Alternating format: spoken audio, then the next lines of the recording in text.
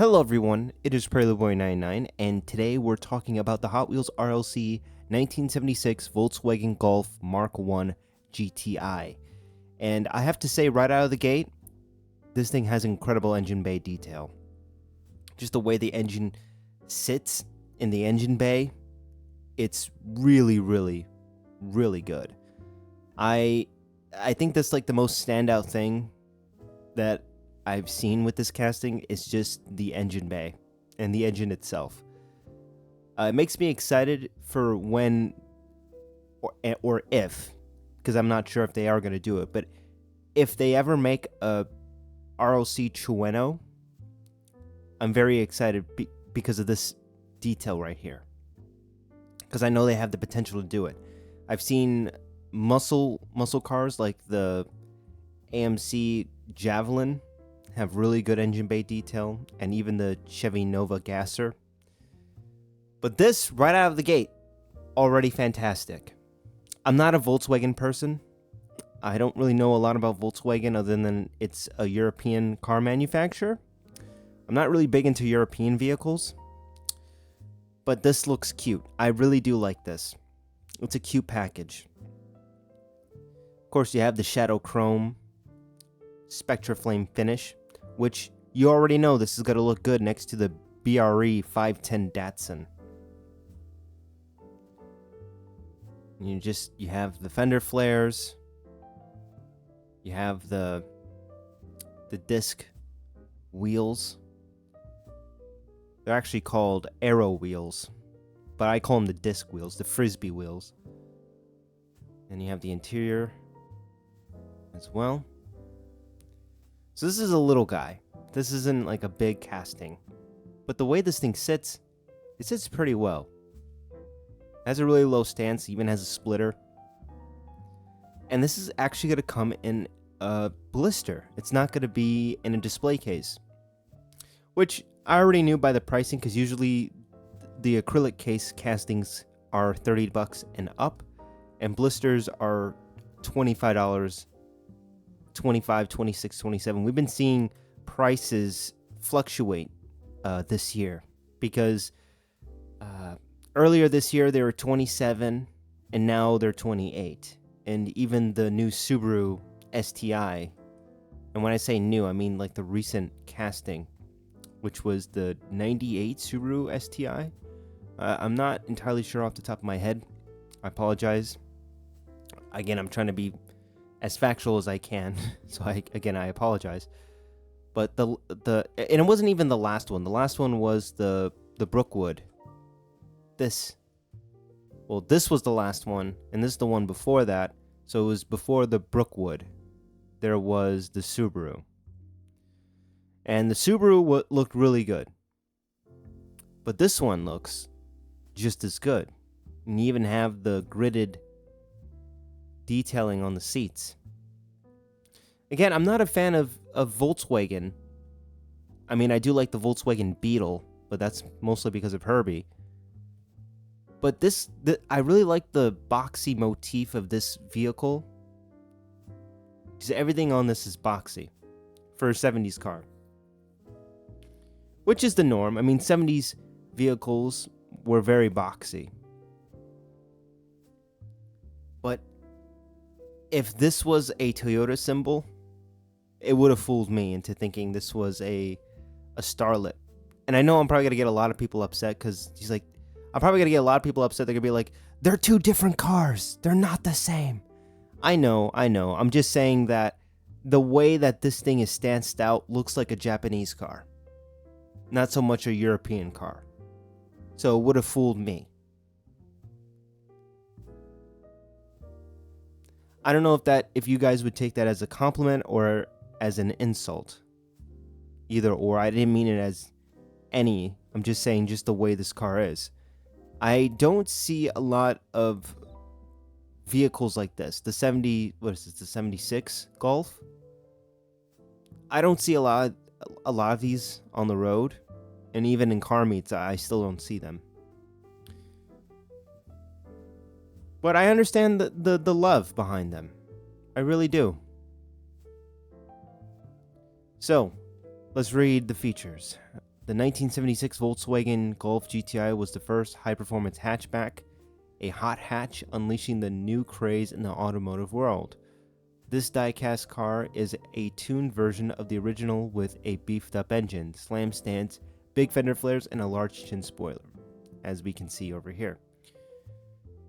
Spectraflame shadow chrome paint, authentic GTI livery and trim, blade, seat inserts, fully detailed chassis, and a pristine engine under the opening hood round out this replica. So it has an opening hood with engine details, which is the highlight of this casting. It has the aero wheels, like smoke tinted windows, which I feel like most of the RLCs have that. And it's a 1/64 scale. So I think the only highlight for me is just the engine bay. I think this might be the best engine bay of this year. Before, I believe it was, I'm trying to think back to what was the previous engine bay detail that I thought was really good. I can't remember. And it's going to haunt me.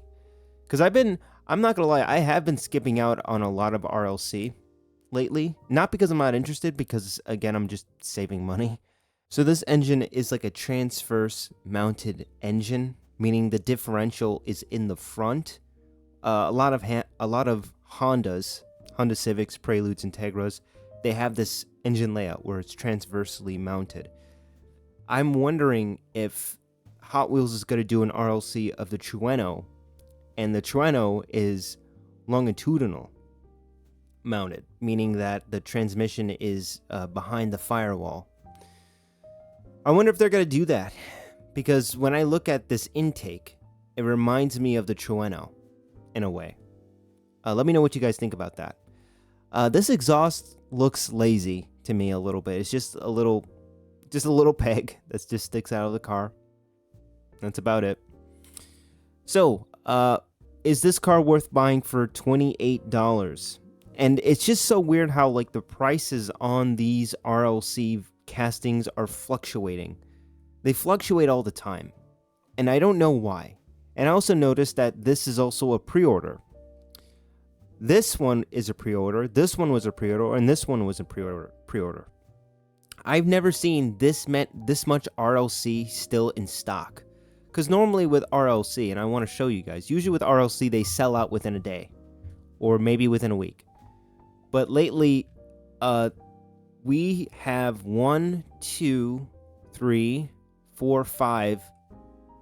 RLC that's still in stock. We have 5 of them. And of course, like the JDM RLC, they get sold out relatively quick. And this one in particular, I skipped out on this one because I already have the BRE Datsun. I thought that one was really cool. This is just a recolor, and I just didn't really need it. And for $28 is really expensive because this is just a recolor at the end of the day. It's not like a brand new casting or an original casting of the 240Z Datsun. It's the same casting that we've gotten for years. It's just in a different color. I believe this is olive, Spectraflame olive.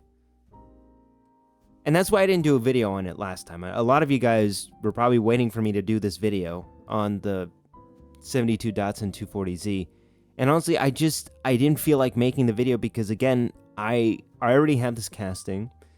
There's no real reason for me to pick it up. I mean, the wheels look really nice, but I don't really have a reason to pick it up.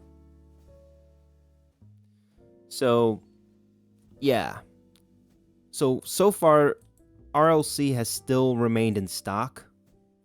A good majority of them. The Brookwood is still in stock. The Dodge Tradesman is still in stock.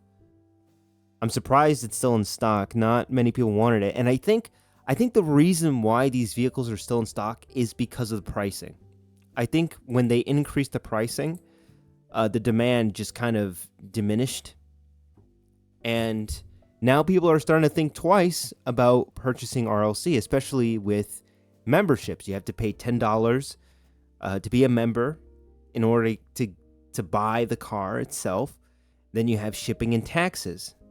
So out the gate, you're probably spending 16 bucks on the side. So for membership, for shipping and taxes, so it's like $18 on top of the base price, which is insane. That is almost on the level of a secondhand reseller, because when the secondhand resellers get a large amount of castings, they're able to flip it for a small profit. And of course, eBay has to take some money from them, so they don't really get to sell it at double the value. They sell it at a value, eBay takes a chunk out of it, and then they're making a profit. So, right now, RLC, they're starting to become more and more prevalent. RLC is not as rare as it used to be. There's more and more that are being made, and there's more recolors coming this way too. I imagine the Toyota Supra is definitely going to get a recolor. You would be a fool to think that they would just not do another Toyota Supra as a recolor. If they even did Spectre Flame Orange, like, it's game over. Everyone's going to want that. So I know for a fact that RLC is going to continue to re-release recolors of the same casting, while also having this price. This is a very expensive price point for RLC. So RLC is just becoming more and more common. It's not as rare as it used to be. And now that they're increasing in price, these things have remained in stock. That, or they're changing a method, and they're using this pre-order method in which, depending on how many people pre-order it, they make that amount. So that way everyone has a chance of getting them. Although I find that false, because there's still a lot of castings still in stock. And it's been almost a month. At least for the tradesman van. It's been a while. And I also noticed that they're shipping on or before August. So I'm going to get this casting after August, almost near September. Which is insane to me. That, they're selling it. They're selling this product, and I'm not going to be able to have my hands on it for a month or two. And, I'm okay with that as long as the product itself is good. If the product is not good, then we have a huge problem on our hands. Because, I've been dogging them I've dogged them in the past for QC issues, and it's made me really mad. So hopefully it's to improve the quality of the product. But at the same time, the rarity is dying off. Now it's just really cool cars with Spectre Flame paint that you can buy. It's not rare anymore. So thank you guys so much for watching this video, and I'll see you guys in the next one. Peace.